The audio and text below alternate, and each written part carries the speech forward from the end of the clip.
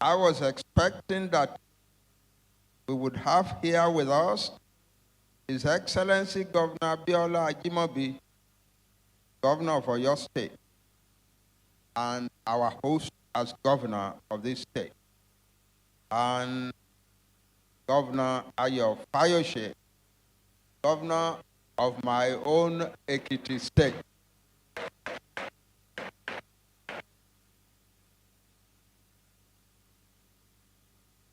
As well as one of my own professors in Ibadan, Emeritus Professor Bolanle Awe, one of my teachers.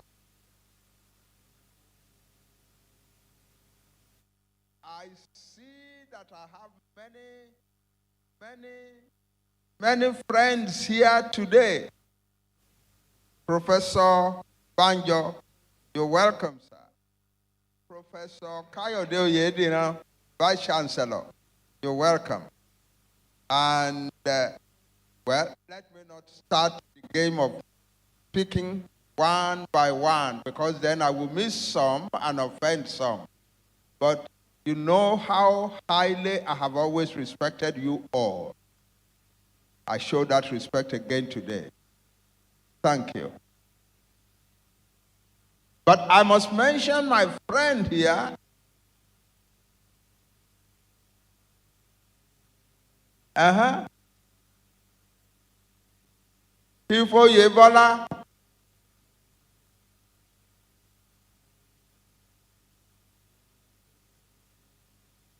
Thank you all.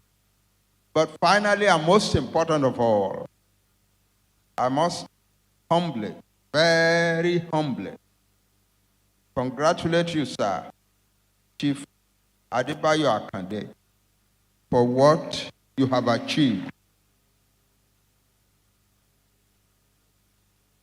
I know a little bit of the story of your beginnings and your journey in this radio venture. You have had to climb some steep mountains, across some rough rivers, but you have made a big success of it.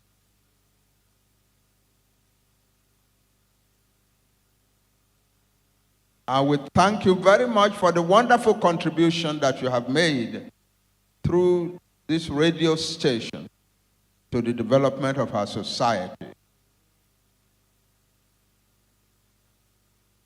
Occasionally, one has a feeling that things are just going down in Nigeria, especially when you are abroad. As I stayed abroad a little too long, I guess, for about 20 years, 25 years. And the impression one tends to get from a distance is that things are going down in Nigeria. But when you come home and you meet people like Chief Akintoye, and you see the accomplishments of entrepreneurship in his hand, you begin to change your mind. Thank you, sir, for what you are giving.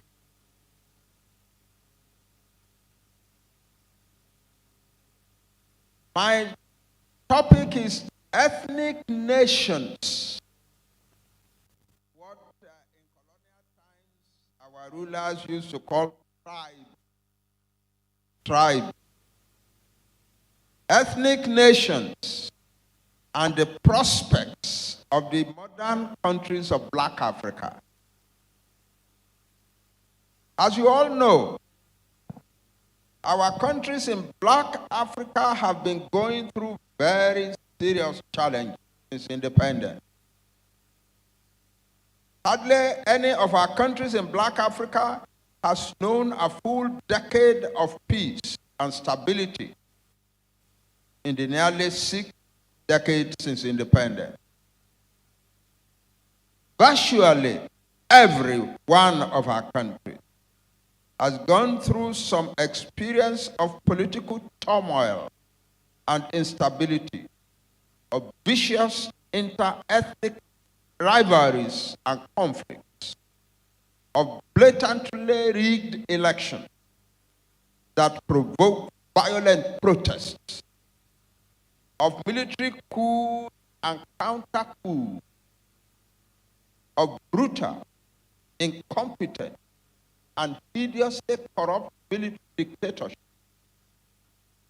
of pogroms, ethnic cleansing, and acts of genocide, of armed insurgents and warlords out of control, of large crowds of endangered people fleeing for their lives, of refugee camps and internally displaced people's camps, where deprivation, starvation, squalor, disease, and death reign supreme over the uprooted lives of thousands of people.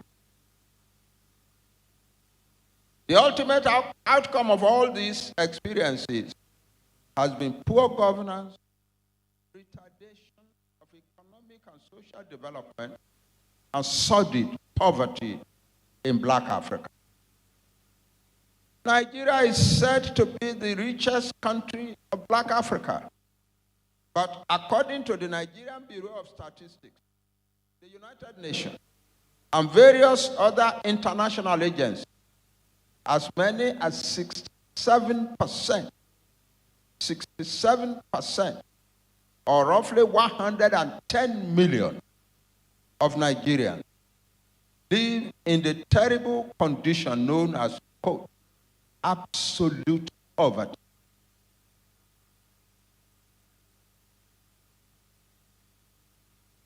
Various factors are contributory to this awful picture. Of this, no other factor is as important as the mismanagement of the ethnic diversity of each country of Black Africa. I repeat, the mismanagement of the ethnic diversity of each country of Black Africa. I urge you to know, I have not said that the problem is that our countries are made up of different ethnic groups. Our countries are made up of different ethnic groups, but that does not necessarily have to lead to violence, conflict, instability, and lack of growth.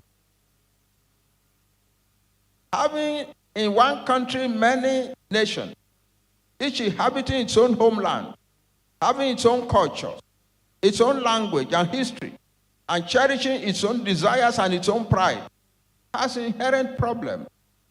But it does not necessarily have to make the country disorderly, violence-ridden, or ungovernable. It is the mismanagement of the interrelationships of the ethnic nations in a multi-nation country that ensures that the country will be cursed with turmoil and instability. Indeed, it is such mismanagement that may ensure that the country will break up.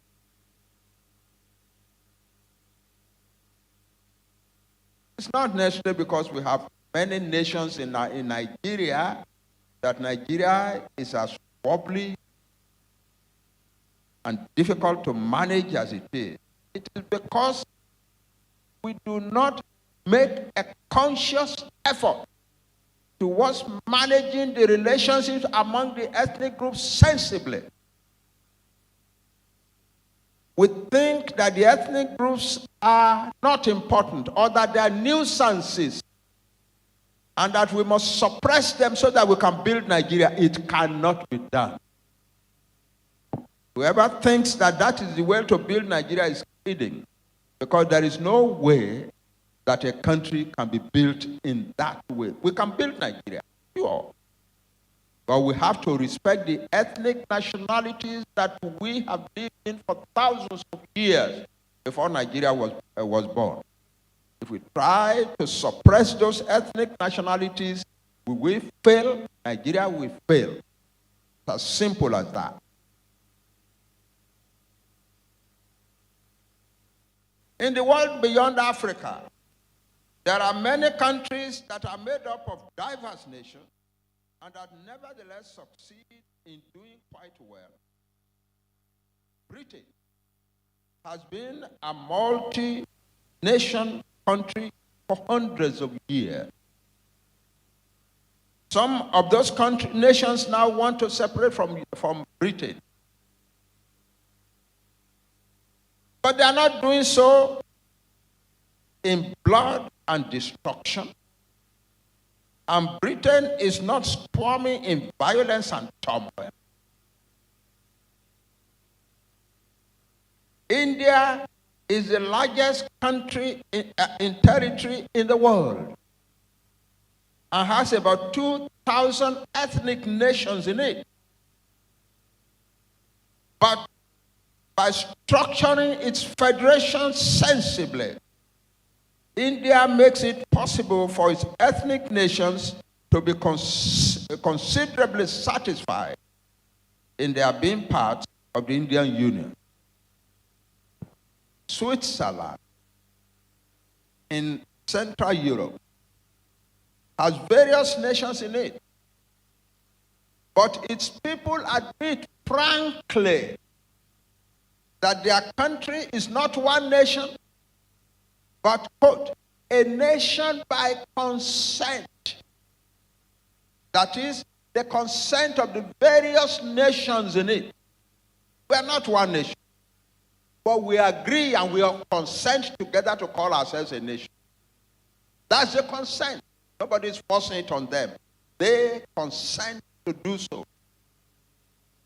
The constitutional structure of the Swiss Federation proclaims that fundamental philosophy clearly, that we are not a nation, but we agree to be a nation by consent. And the Swiss leaders and people manage the affairs of their federation carefully according to that philosophy.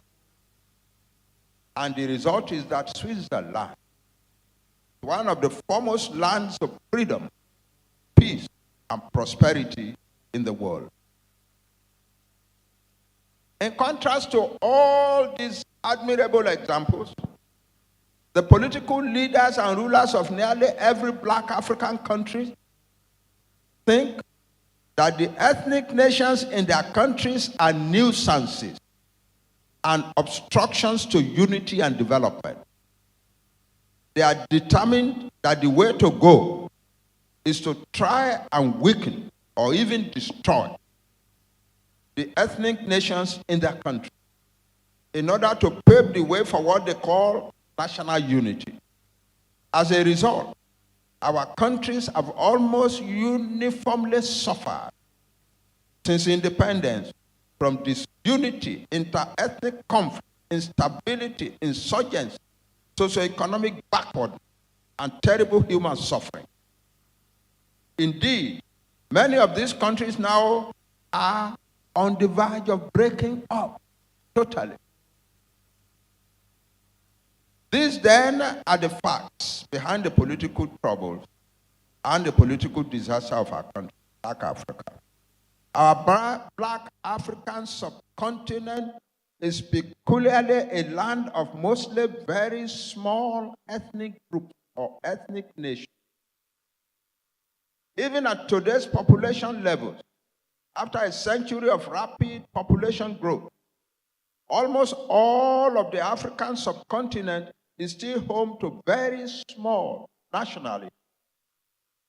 The largest Black African nationalities are the three that you find in Nigeria: the Yoruba, the Igbo, and the Hausa Fulani. Those are the three largest. And each is counted in the range of about 40 to 50 million. After these three, about 10 other ethnic nations across the subcontinent have populations averaging about 15 million. And about 5 others have populations averaging about 7 million. The rest of the subcontinent is shared among tens of thousands of very small nationalities.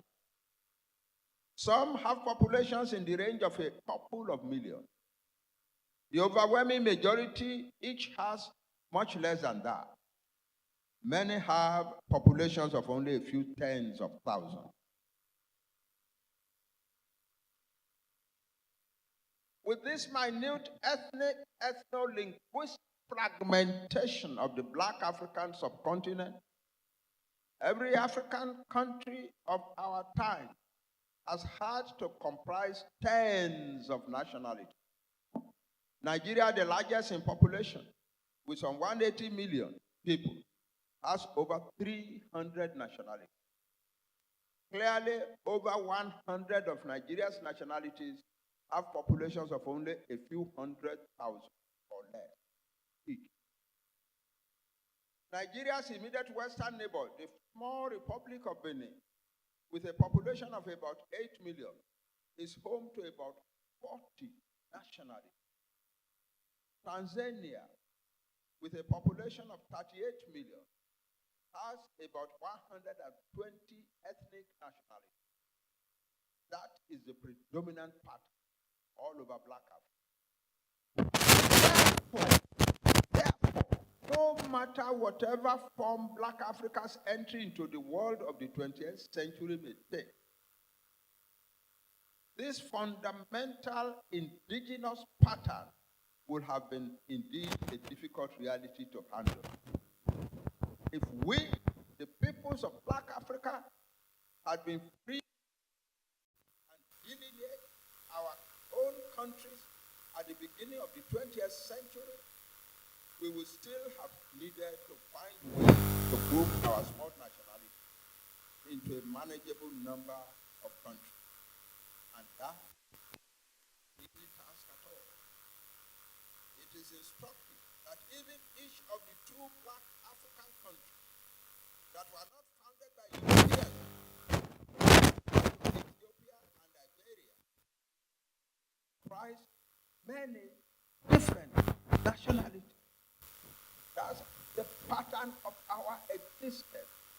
It is our duty to live sensibly with it and not to try to rampage over it. The second fact is that it was not we ourselves, unfortunately. It was not we ourselves, Black Africa, that carved out our modern country. It was other peoples, the European, various European colonialism, that came and carved out our modern country. And that historical fact has been a major cause of our disasters. These Europeans were not only vastly different from us in culture, history, and background, they also had solid historical reasons to be disrespectful and even spiteful of us. And that reason is that for 3 centuries before they came to build countries, to acquire territories and build countries in Africa, the relationship between them and us had been largely the relationship between masters and slaves. They had prospered enormously from the transatlantic slave trade, through which they had transported millions of Black Africans to other continents to create foundations of wealth for various European people. What that means is that Black Africa's entry into the modern world and the creation of Black Africa's modern country happened in the worst manner imaginable. It happened through conquest, control, and direction by European peoples who did not know our homeland, who did not understand our various cultures and the patterns of our intergroup relations, who were operating from deep reserves of respect and even spite for us, Black African people, and who were incredibly arrogant and disruptive. In the process, European imperialists compounded and compounded Black Africa's fundamental problem, the problem of minute ethnic fragmentation. Approaching Black Africa with the typical arrogance of Europeans of the time, various European imperialist agents trampled down various parts of Black Africa, conceding no respect or consideration to any people, cutting boundaries through obviously solid people, and creating territorial agglomeration in such way as to make no sense in most cases, and in such ways as to make no room for any possibility of cohesion and unity immediately or in any future. European imperialist rule over Africa was brief in duration, lasting roughly about 1900 to about 1960, roughly 60 years. In fact, in some countries, it did not last more than 40 years or even less. Its historically most important act was the determination of what we now have as our modern African country. A Briton, Lord Salisbury, British official, Lord Salisbury, who took part in the 1884 Berlin Conference, where Europeans shared Africa among them, or agreed on how to share Africa among them, wrote after the conference, "We have been engaged in drawing lines on map where where no white man's foot ever trod. We have been engaged in drawing lines on map where no white man's foot ever trod. We have been giving away mountains and rivers and lakes to each other, only hindered by the small impediment that we have never known where the rivers and the lakes and the mountains."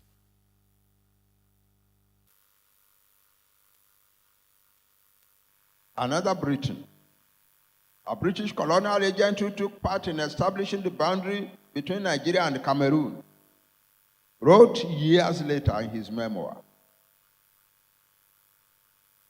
"In those days, we just took a blue pencil and ruler, and we put it down at Old Calabar and drew that blue line to Yola.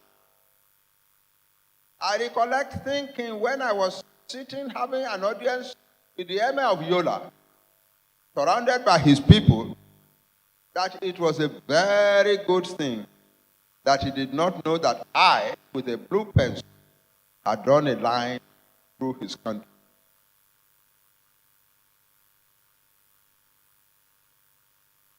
Those blue lines, products of minds that were almost totally ignorant of the territories and peoples with which they were dealing, established the international boundaries of Africa. They also established within each country the boundaries of administrative districts and provinces. Virtually all Black African countries were thus handed international and internal boundaries that from the first day to now have been beset by problems of interethnic relations. Moreover, after Europeans had seized territories and made those territories into countries, the goal of their administration was not to build a country. It was not to build a proper country, but to wring from the country the maximum economic advantage for themselves and their countries.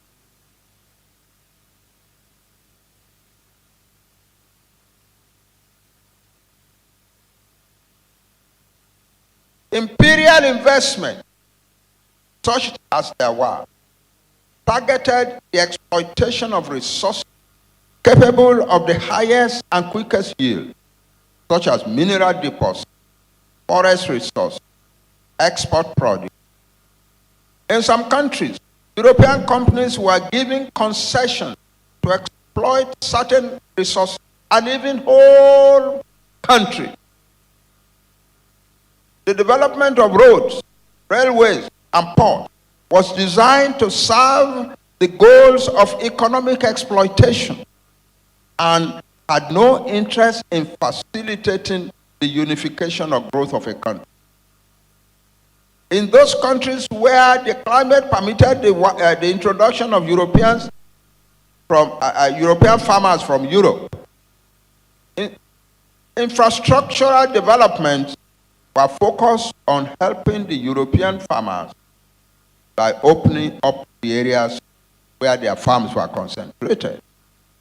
Also, in order to give European companies free rein over the commercial life of Africa, imperial policy discouraged indigenous entrepreneurship or even destroyed it. Right, already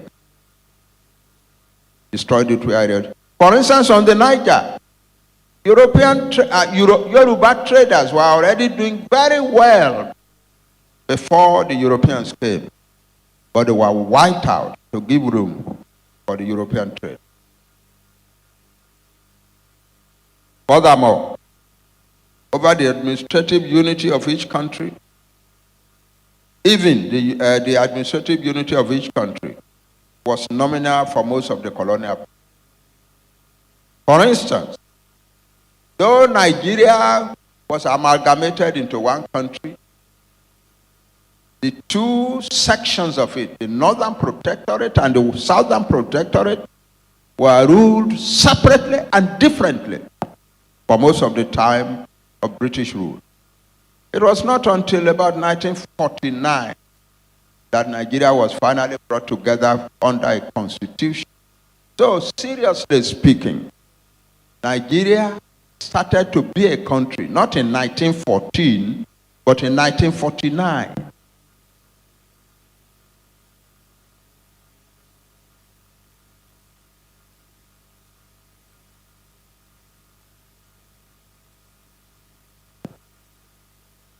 The Belgian Congo, now called Congo-Kinshasa, territorially the largest country in Africa, was a country only in name even until the day of independence.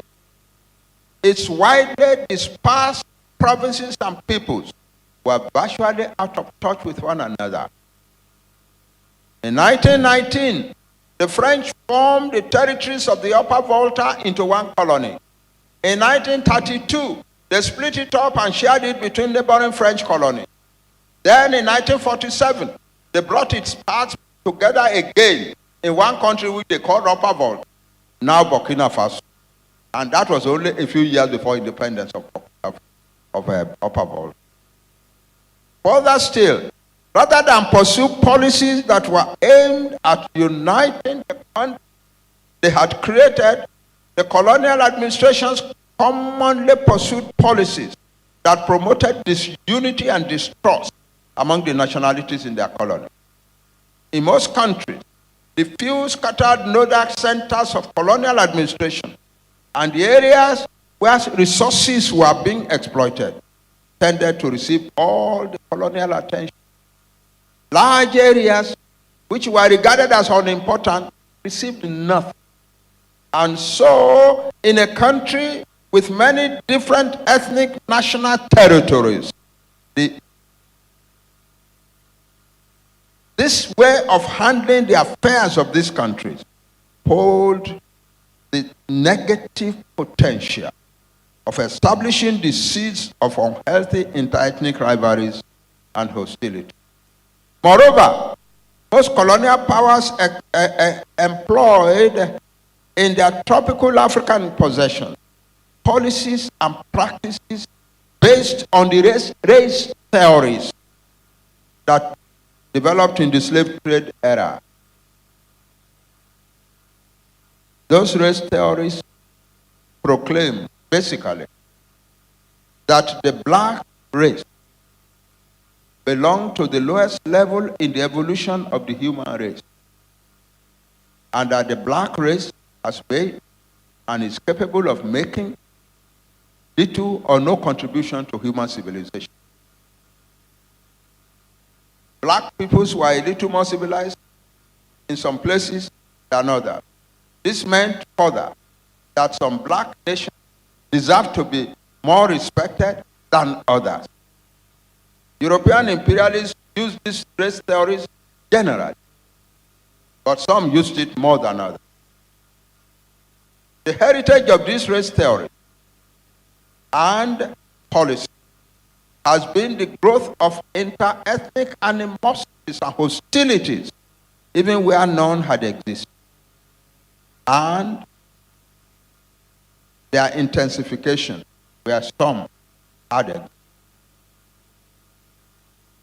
Still more, and please listen to this carefully because it's particularly true of our country, Nigeria.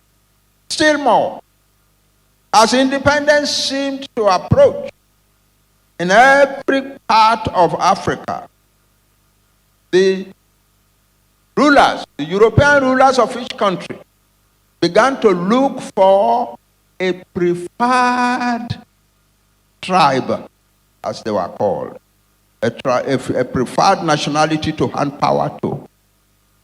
A nationality that they believed would defend the interests of their own country when they had gone. And so, working towards that kind of objective called for various kinds of crooked maneuver and manipulation. These included manipulations of the Independence Constitution, falsification of important national statistics such as census, unfair manipulations of the pre-independence elections, and so on. And usually too, once the colonial rulers of a country had thus concocted and imposed their chosen leader or their chosen leadership for the country, they have continued to give it support even till today.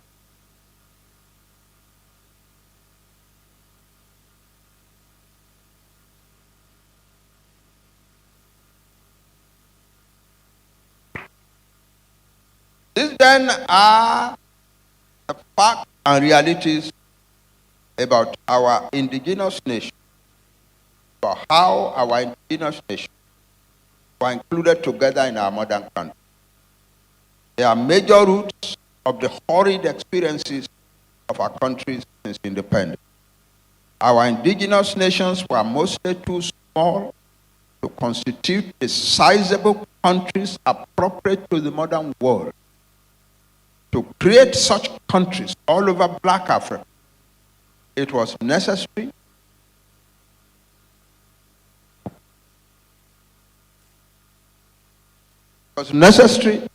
to bring some nations together to create each country. Unfortunately, we did not get the chance to carry out this crucial exercise for ourselves. And other people who were mostly ignorant about our continent, about our ways of life, and about our political culture and history, pushed their way into our continent and did it for us. And they did it out of minds that disrespected and despised us, that were not much disposed to give consideration to our well-being, and that concentrated mostly on seeking virtually all the benefit for their own countries in Europe. These foundations launched our nations in each of our modern countries into a very rocky journey together. And that journey has been very productive of suffering and pain in virtually every country. But there's another package of factors that we must pay attention. Yes, the European foundation was weak, terrible. But after more than 50 years of it, we Black Africans must now begin to ask ourselves, what have we done? What have we done with the wobbly thing that was handed over to us? What have we done?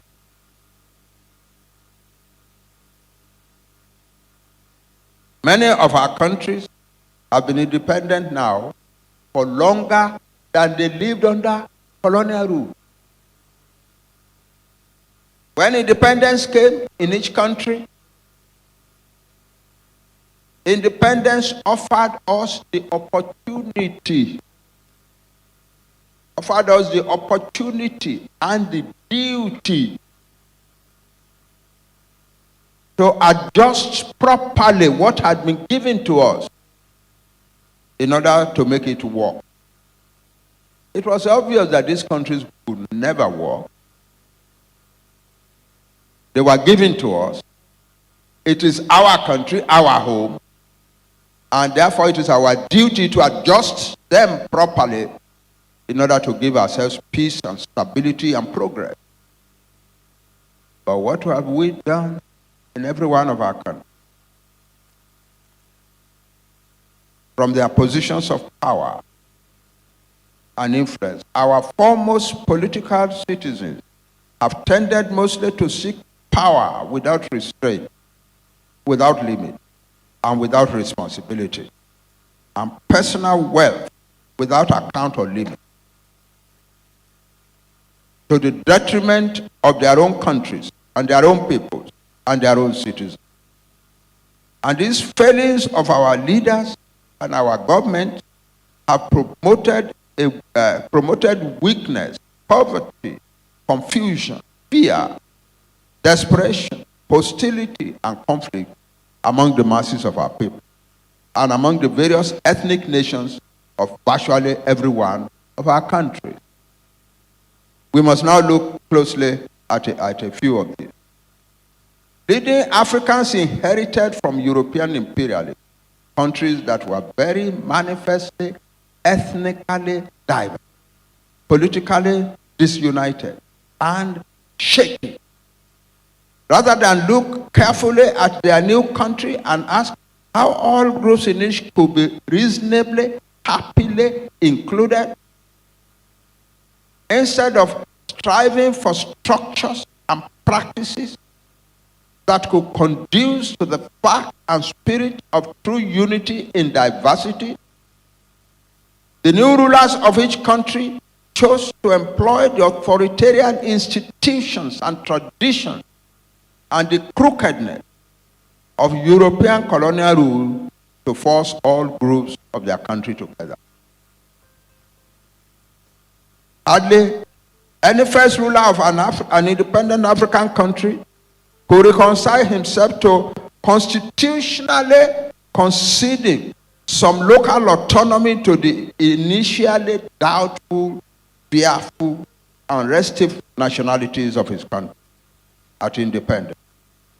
In virtually every country, the new ruler came to see himself as the living guarantee of the unity and survival of his country, and believed that his most important duty was to show strength in suppressing dissent and ethnic differences. Here are a few examples. At independence, Ghana was ruled by Dr. Kwame Nkrumah, beloved by African nationalists all over Africa as the man who had led the first black African country to independence, and as the foremost oracle of the new Africa. Some of the ethnic nations of this new country called Ghana desired and demanded constitutional arrangements and structures that would give them some measure of local autonomy. What was needed was a carefully organized federation of sorts. But Dr. Nkrumah responded with policies that increased the powers of his government and that tried to crush all elements of difference and dissent. At the peak of this trend, he guided Ghana towards a one-party state, and he made law, what it was called the preventive detention law, that empowered his government to deal at will with dissidents and to imprison some for years without trial. By and by, some of his own original leading supporters came to be affected by this law. Ultimately, he became a titan, surrounded by a phalanx of very ardent young politicians and nationalists, and withdrew increasingly into a fortified political powerhouse, out of touch with most of his countrymen, who had used to adore him. This emboldened the Ghanaian army, apparently instigated by foreign enemies of Africa, to get rid of Dr. Nkrumah.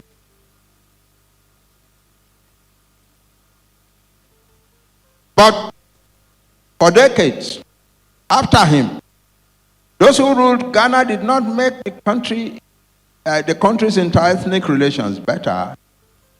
In fact, they only made it worse by engaging in very sordid corruption. In the Ivory Coast, I was privileged to visit President Prof Adebanji Akintoye, hometown of Yamoussoukro, where he had built a great palace and a great cathedral. In the Ivory Coast, President Prof Adebanji built himself into a sort of emperor, the soul of his country, and its guarantee of survival and unity as one country. And he continued to preserve some semblance of democratic institutions and elections, but he was the center and the voice in everything. For observers worldwide, it was not difficult to see how much this very capable man was out of touch with the political reality and the real needs of his country. After his death, his followers tried to keep his system going, but it has never worked, and the country is still in trouble today. In Kenya, the literate elite of the Kikuyu nation, led by Jomo Kenyatta, enjoyed at independence the distinction of having provided most of the leadership in the anti-imperial struggle against the British. In the years just before independence, the British had thought, well, different nations need some freedom, and they had tried to set up some sort of quasi-federation. After independence, Kenyatta wanted to become the father of his new country and the symbol and guarantee of its unity. He succeeded much in the effort. At the peak of his eminence, he began to move his country in the direction of unitary government and a one-party state. That, as far as he was concerned, was the way to create unity. He was sure that this was the way to build a national unity. In reality, however, probably known to him or unknown to him, if it was known to him, he ignored it. The other nationalities were beginning to fret under what they call Kikuyu dictatorship. And many different people began to be angry about what they call unfair allocation of opportunities to the Kikuyu.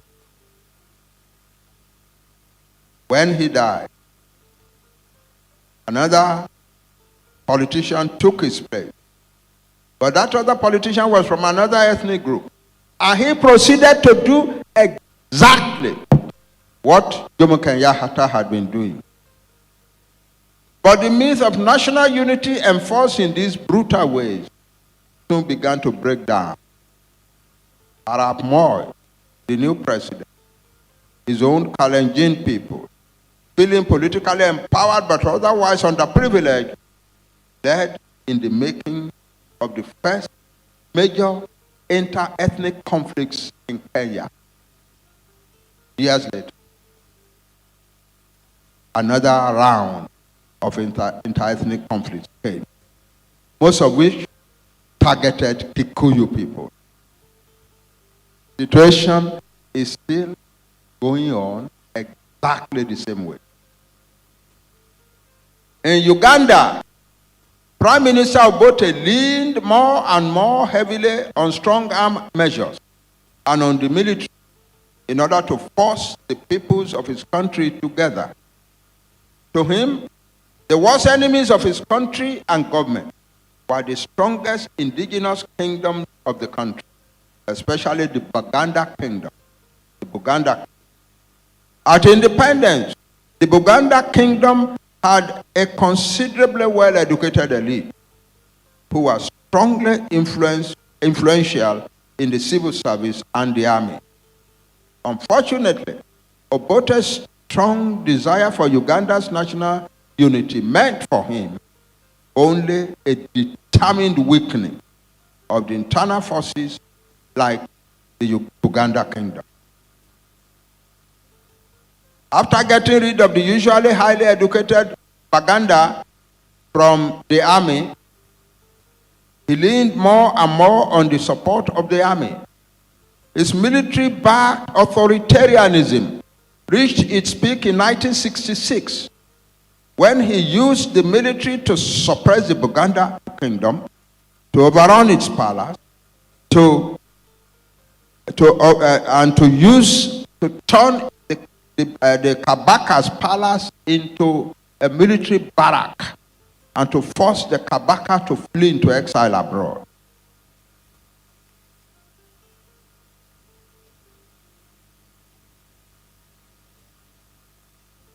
The confused conflict that he thus provoked soon pushed him out of power. The man who ousted Obote, Idi Amin, first appeared as if he wanted reconciliation in the country. He even promised to restore the kingdom, but he never carried out that promise. On the contrary, he soon followed in Obote's authoritarian steps, and then he took that style of government to hideous extremes through mass murders of opponents or suspected opponents, and through wholesale attacks on some ethnic nation. The confusion and insurrectional wars following Idi Amin's fall from power brought a young man named Yoweri Museveni to power in 1986. In spite of the manner of Yoweri's violent entry into power, he seemed immediately to be inclined towards a more sensible management of Uganda's affairs. He restored the kingdom and he embarked on some popular political reform. But he soon began to change to corruption, to a desire for unending power, and to repression as a means of achieving national unity. In 2006, against all good advice, he had the constitution amended in order to make it possible for him to rule forever.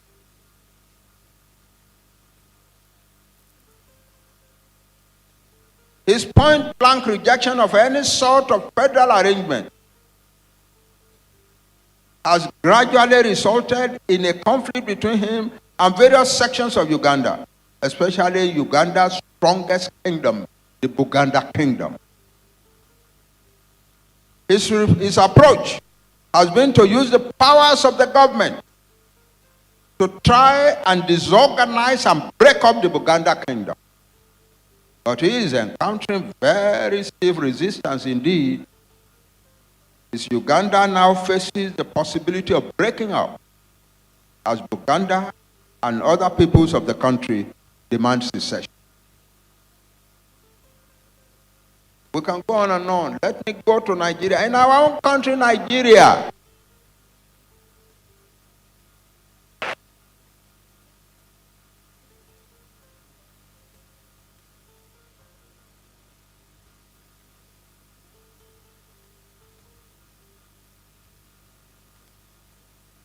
our own country, Nigeria, the Hausa Fulani leadership was adjudged by the British before independence as the, quote, friendly people. The friendly people that Britain could trust to uphold and protect British interests after independence.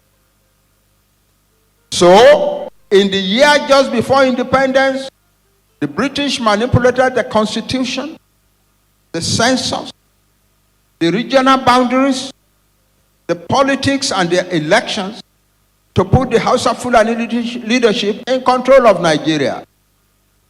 From the day of independence, the House of Fulani being essentially a minority empowered and imposed by the British, sought to retain power most securely and virtually indefinitely over Nigeria.